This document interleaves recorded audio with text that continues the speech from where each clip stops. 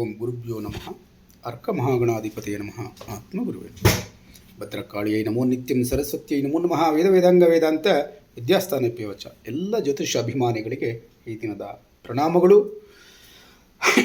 ಈ ದಿನ ಬುಧವಾರ, ದಶಮಿ ತಿಥಿ, ಉತ್ತರಭಾದ್ರ ನಕ್ಷತ್ರ, ರೇವತಿ ನಕ್ಷತ್ರ ಹಾಗೂ ಸೌಭಾಗ್ಯ ಯೋಗ ಇರುವಂತಹ ದಿನ. ಮೀನರಾಶಿಯವರಿಗೆ ಯಾವ ರೀತಿಯಾದಂಥ ಫಲವನ್ನು ನೀಡುತ್ತದೆ ಅನ್ನುವಂಥದ್ದನ್ನು ನೋಡೋಣ. ಈ ದಿನ ನಿಮ್ಮ ಉದ್ಯೋಗ, ವ್ಯವಹಾರ, ಹಣಕಾಸು, ಕುಟುಂಬ, ಆರೋಗ್ಯ, ಆಧ್ಯಾತ್ಮಿಕತೆ ಹಾಗೂ ಜೀವನದ ಮಹತ್ವದ ನಿರ್ಧಾರಗಳಲ್ಲಿ ಯಾವ ರೀತಿಯ ಪರಿಣಾಮವನ್ನು ಬೀರ್ತದೆ, ಯಾವ ಕೆಲಸದಲ್ಲಿ ಯಶಸ್ಸುಂಟಾಗ್ತದೆ, ಯಾವ ವಿಷಯಗಳಲ್ಲಿ ಎಚ್ಚರಿಕೆಯಾಗಿರಬೇಕು, ಯಾವ ಸಮಯದಲ್ಲಿ ಕಾರ್ಯ ಮಾಡಿದರೆ ಭಾಗ್ಯ ಅನ್ನುವಂಥದ್ದು ಬೆಂಬಲಿಸ್ತದೆ, ಎಲ್ಲವನ್ನು ಸಂಪೂರ್ಣವಾಗಿ ತಿಳಿದುಕೊಳ್ಳೋಣ. ಈ ದಿನ ಮೀನರಾಶಿ ಅಧಿಪತಿಯಾದಂಥ ಗುರು ಹಾಗೂ ಈ ಬುಧವಾರದ ಅಧಿಪತಿಯಾದಂಥ ಬುಧ ಇಬ್ಬರ ಸಂಯೋಗ ಅನ್ನುವಂಥದ್ದು ಉಂಟಾಗಿರ್ತದೆ. ಬುಧನ ಬುದ್ಧಿಶಕ್ತಿ, ಗುರುವಿನ ಜ್ಞಾನಶಕ್ತಿ ಒಂದಾಗಿ ಕೆಲಸ ಮಾಡುವಂಥ ದಿನ.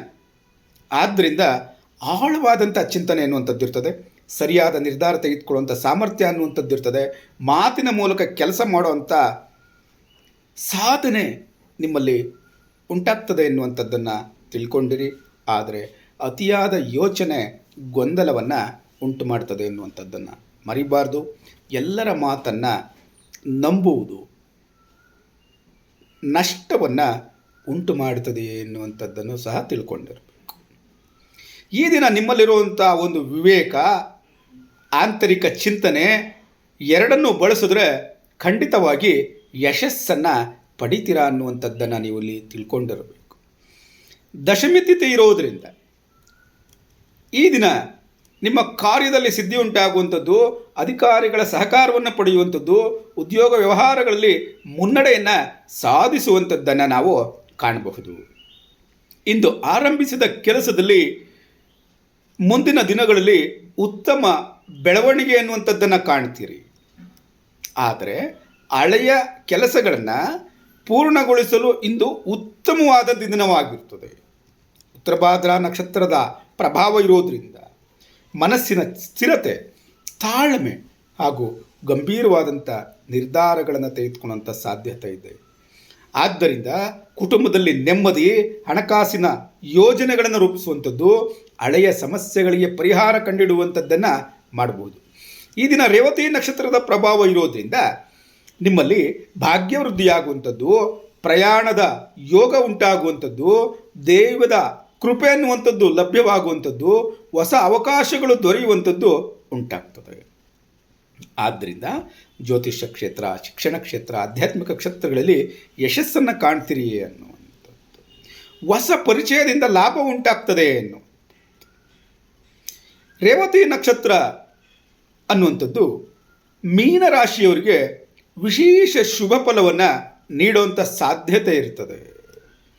ಸೌಭಾಗ್ಯ ಯೋಗದ ಪ್ರಭಾವ ಇರೋದ್ರಿಂದ ಭಾಗ್ಯೋದಯ ಉಂಟಾಗುವಂಥದ್ದು, ಸಣ್ಣ ಪ್ರಯತ್ನಕ್ಕೂ ಉತ್ತಮ ಫಲ ಅನ್ನುವಂಥದ್ದು ಲಭಿಸುವಂಥದ್ದು, ಜನರ ಸಹಕಾರವನ್ನು ಪಡೆಯುವಂಥದ್ದು, ಇದನ್ನೆಲ್ಲ ನಾವು ಕಾಣುತ್ತೇವೆ.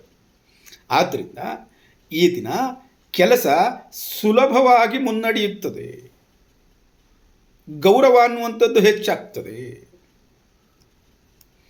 ಆದರೆ ನಿಮ್ಮ ಉದ್ಯೋಗದಲ್ಲಿ ಮೀನರಾಶಿಯವರ ಉದ್ಯೋಗಸ್ಥರಿಗೆ ಈ ದಿನ ಶುಭ ಮತ್ತು ಪ್ರಗತಿಯನ್ನು ನೀಡುವಂಥ ದಿನ. ಉದ್ಯೋಗದಲ್ಲಿ ಏನಾಗ್ತದೆ, ಹೊಸ ಜವಾಬ್ದಾರಿಗಳು ಬರ್ತದೆ, ಪೆಂಡಿಂಗ್ ವರ್ಕ್ಗಳನ್ನು ಮುಗಿಸೋವಂಥ ಅವಕಾಶಗಳು ಸಿಗ್ತದೆ. ನಿಮ್ಮ ಆಫೀಸಿನ ಹಿರಿಯರು ನಿಮ್ಮನ್ನು ಅಪ್ರಿಸಿಯೇಷನ್ ಮಾಡುವಂಥ ಸಾಧ್ಯತೆಗಳಿರ್ತದೆ. ಆದರೆ ನೀವು ಯಾವ ವಿಚಾರದಲ್ಲಿ ಜಾಗ್ರತೆ ವಹಿಸಬೇಕು, ಆಫೀಸಲ್ಲಿ ನಡೆಯುವಂಥ ಗಾಸಿಪ್ಗಳಿಂದ ದೂರ ಇರಬೇಕು. ಎಮೋಷನಲ್ ರಿಯಾಕ್ಷನ್ ಯಾವುದೇ ಕಾರಣಕ್ಕೆ ಕೊಡುವಂಥದ್ದು ಬೇಡ. ಯಾವ ಕ್ಷೇತ್ರದಲ್ಲಿರುವಂಥವ್ರಿಗೆ ಉದ್ಯೋಗದ ಫಲ ಹೇಗಿರ್ತದೆ ಎನ್ನುವಂಥದ್ದನ್ನು ನೋಡಿ. ಶಿಕ್ಷಕರಾಗಿರ್ಬೋದು, ಜ್ಯೋತಿಷ್ಯರಾಗಿರ್ಬೋದು, ಆಧ್ಯಾತ್ಮಿಕ ಮಾರ್ಗದರ್ಶಕರಾಗಿರ್ಬೋದು, ಇಂಥವ್ರಿಗೆಲ್ಲ ಉತ್ತಮವಾದಂಥ ದಿನ. ಒಳ್ಳೆ ರೆಸ್ಪಾನ್ಸ್ ಬರ್ತದೆ. ಹೊಸ ವಿದ್ಯಾರ್ಥಿಗಳ ಸಂಪರ್ಕ ಅನ್ನುವಂಥದ್ದು ಉಂಟಾಗ್ತದೆ. ಬರವಣಿಗೆ ಮಾಡುವಂಥವ್ರಿಗೆ, ಸಂಗೀತಗಾರರಿಗೆ, ಕ್ರಿಯೇಟಿವ್ ವರ್ಕ್ ಮಾಡುವಂಥವ್ರಿಗೆ ಹೊಸ ಇನ್ಸ್ಪಿರೇಷನ್ ಅನ್ನುವಂಥದ್ದು ಸಿಗ್ತದೆ. ಕ್ರಿಯೇಟಿವ್ ಕಾಂಟೆಂಟ್ಗಳಲ್ಲಿ ಯಶಸ್ವಿ ಆಗ್ತೀರಿ. ಖಾಸಗಿ ಉದ್ಯೋಗಸ್ಥರಿಗೆ ಟೀಮ್ ವರ್ಕ್ನಲ್ಲಿ ಉತ್ತಮ ಫಲ ಸಿಗ್ತದೆ. ಸೀನಿಯರ್ಗಳ ಸಪೋರ್ಟ್ ಅನ್ನುವಂಥದ್ದು ಸಿಗ್ತದೆ. ವ್ಯವಹಾರಸ್ಥರಿಗೆ ಈ ದಿನ ಭಾಗ್ಯ ಅನ್ನುವಂಥದ್ದು ಬೆಂಬಲವನ್ನು ನೀಡುತ್ತದೆ.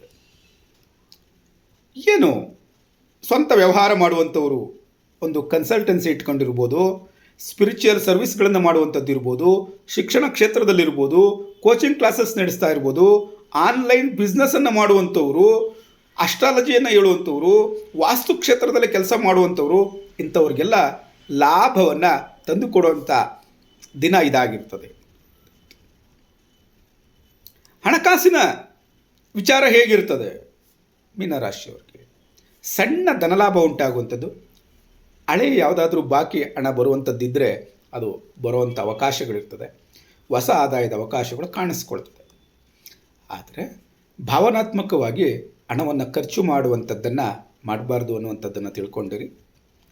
ಕುಟುಂಬದಲ್ಲಿ ಶಾಂತಿ, ದಂಪತಿಗಳಲ್ಲಿ ಹೊಂದಾಣಿಕೆ, ಹಿರಿಯರ ಆಶೀರ್ವಾದ ಅನ್ನುವಂಥದ್ದನ್ನು ಪಡಿತೀರಿ.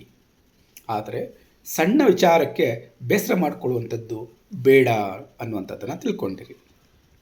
ಇನ್ನು ಆರೋಗ್ಯದಲ್ಲಿ ನಿದ್ರೆಯಲ್ಲಿ ವ್ಯತ್ಯಾಸ ಉಂಟಾಗಬಹುದು, ಕಾಲು ನೋವು ಕಾಣಿಸ್ಕೊಳ್ಬಹುದು, ಗ್ಯಾಸ್ಟ್ರಿಕ್ ಸಮಸ್ಯೆ ಬರಬಹುದು. ಜಾಗ್ರತೆಯನ್ನು ವಹಿಸ್ಕೊಳ್ಳಿ. ಆದ್ದರಿಂದ ಈ ದಿನವಾಗಿ ನಾವು ಯಾವ ವಿಚಾರದ ಬಗ್ಗೆ ಎಚ್ಚರಿಕೆ ಇರಬೇಕು? ಹಣಕಾಸಿನ ವಿಚಾರದಲ್ಲಿ ಜಾಗ್ರತೆಯಿಂದ ಇರಬೇಕು. ಯಾರನ್ನು ತಕ್ಷಣಕ್ಕೆ ನಂಬೋದಕ್ಕೆ ಹೋಗಬೇಡಿ. ಡಾಕ್ಯುಮೆಂಟೇಷನ್ ಏನಾದರೂ ಮಾಡುವಂಥವ್ರು ಇದ್ದರೆ, ಸಿಗ್ನೇಚರ್ ಮಾಡುವಂಥವ್ರು ಇದ್ದರೆ ಖಂಡಿತ 2 ಸರಿ ಚೆಕ್ ಮಾಡಿ ಸಿಗ್ನೇಚರನ್ನು ಮಾಡಬೇಕು. ಈ ದಿನ ಶುಭ ಸಮಯ ಯಾವಾಗಿರ್ತದೆ? ಬೆಳಗ್ಗೆ 8:55ರಿಂದ 11:20ರವರೆಗೆ, ಮಧ್ಯಾಹ್ನ 2:15ರಿಂದ 4:40ರವರೆಗೆ, ಸಂಜೆ 6:20ರ ನಂತರ ಶುಭ ಸಮಯ ಅನ್ನುವಂಥದ್ದು ಇರ್ತದೆ. ಈ ದಿನ ಪರಿಹಾರಕ್ಕೋಸ್ಕರ ತುಳಸಿ ದೇವಿಯ ಪ್ರಾರ್ಥನೆಯನ್ನು ಮಾಡಿ. ಕೊನೆಗೊಂದು ಕಿವಿ ಮಾತು: ಭಾಗ್ಯ, ಒಳಜ್ಞಾನ, ತಾಳ್ಮೆ ಇವೆಲ್ಲ ಜೊತೆಯಾದರೆ ಯಶಸ್ಸು ಮತ್ತು ಮನಃಶಾಂತಿ ನೀಡುವಂತಹ ಅತ್ಯುತ್ತಮ ದಿನ ಇದಾಗಿರ್ತದೆ ಎನ್ನುವಂಥದ್ದನ್ನು ನಾವು ತಿಳ್ಕೊಂಡಿರಬೇಕು. ಈ ದಿನದ ದಿನ ಭವಿಷ್ಯ ಅನ್ನುವಂಥದ್ದು ನಿಮಗೆ ಉಪಯೋಗವಾಗಿದ್ದರೆ ತಪ್ಪದೆ ಚಾನಲನ್ನು ಸಬ್ಸ್ಕ್ರೈಬ್ ಮಾಡಿಕೊಳ್ಳಿ. ನಿಮ್ಮ ರಾಶಿಯ ಇತರರಿಗೆ ಇದನ್ನು ಶೇರ್ ಮಾಡಿ. ಧನ್ಯವಾದಗಳು. ನಾಳೆಯ ದಿನ ಭವಿಷ್ಯದೊಂದಿಗೆ ಮತ್ತೆ ಭೇಟಿಯಾಗೋಣ.